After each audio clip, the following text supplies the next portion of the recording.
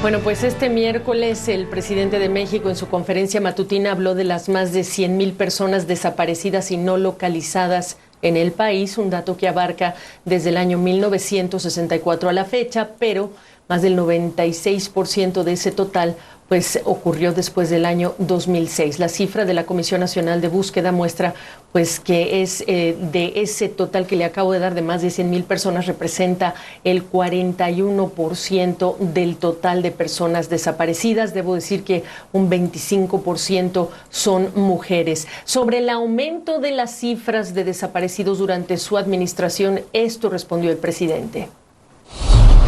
¿Pero a qué atribuye este incremento durante su gobierno también? O sea, que haya 2021 aparece con 9,000. Puede ser que los buscamos y que antes no. Es algo parecido al feminicidio, que antes no se consideraba como un delito con esas características los asesinatos de mujeres. Ya saludamos a Carla Quintana, titular de la Comisión Nacional de Búsqueda. Como siempre, agradecidos por tu tiempo. Carla, ¿dirías tú se buscaba pero antes no, o se contaba y antes no? Creo que serían las dos cosas, Gabriela. Buenas tardes.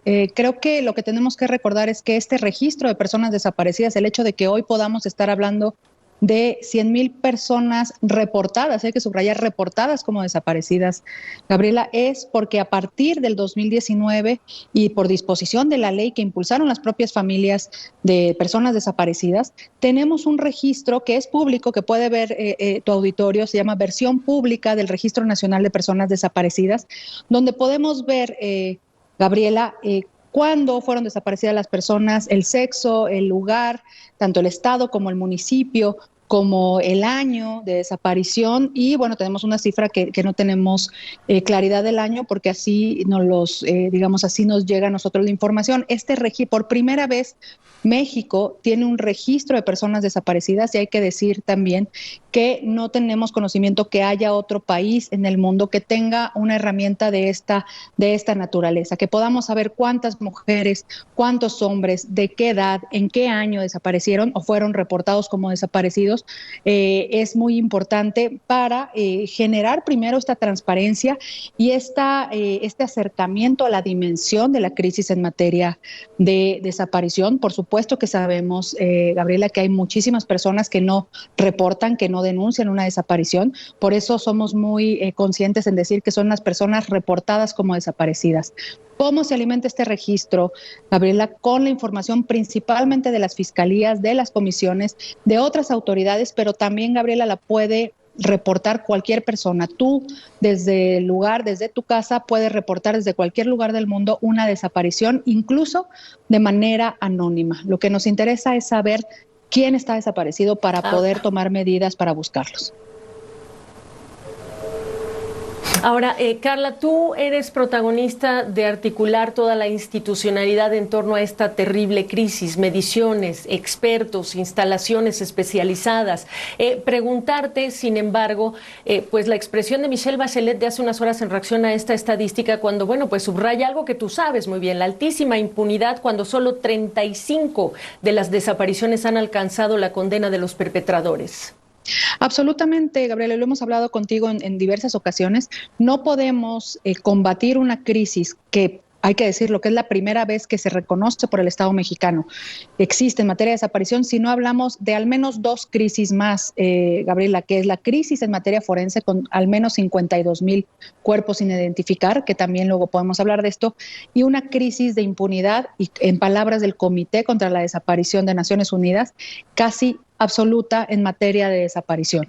Entonces, si no se combaten las tres crisis de manera paralela y las violencias que permean estas tres crisis, pues evidentemente pues no se podrá resolver y combatir el problema de manera integral, y eso se tiene que asumir como un asunto de Estado, con E mayúscula, que involucra a diferentes autoridades, no solo federales, sino también estatales, y de los tres órdenes de gobierno, tanto Poder Ejecutivo, Poder Legislativo, Poder Judicial y las fiscalías, el sistema de justicia de todo el país. Se tiene que hacer tiene que asumir por las diferentes instituciones que esta es una obligación constitucional e internacional de las diferentes instituciones para poder comenzar a combatirlas. Efectivamente, desde la Comisión Nacional de Búsqueda de la Secretaría de Gobernación hemos tomado pasos importantes con las familias de personas desaparecidas, empezando a construir la institucionalidad de la búsqueda de personas desaparecidas, e incluso hace solo unos días se aprobó la creación del Centro Nacional de Identificación Humana. Se ha avanzado de manera importante en eso. Sin embargo, hay muchísimos pendientes todavía, evidentemente. Siguen reportadas como desaparecidas más de 100,000 personas. No son números, no son cifras, son familias, son amigos, son círculos, son redes. Es un tejido social que está roto. Ahora, me quedan 2 minutos. Sí quiero hablar de estos más de 50,000 fallecidos sin identificar aún, cómo están contabilizados en esto que ustedes entregan en ese dashboard, por ejemplo. Pero también, si me podrías decir tú, Carla, ¿crees que los esfuerzos de la estrategia de seguridad, no sé si decir son suficientes, pero están ayudando a prevenir, a combatir la desaparición de personas?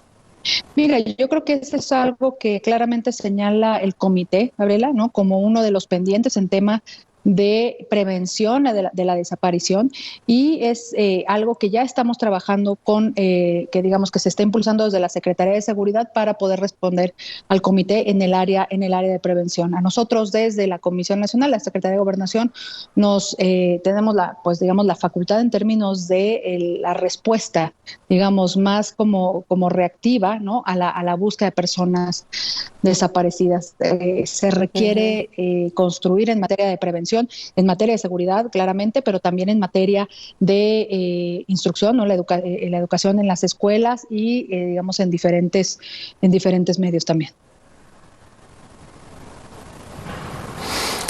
Bueno, pues Carla, te agradezco la oportunidad de esta conversación mucho por hablar contigo siempre, pero siempre también agradecidos de que nos des el tiempo para explicarnos y darnos perspectiva de esto que es una terrible crisis en México. Muchísimas gracias a ti, y en otra oportunidad hablamos del Centro Nacional de Identificación Humana, que es una posible respuesta también a la crisis en materia de desaparición.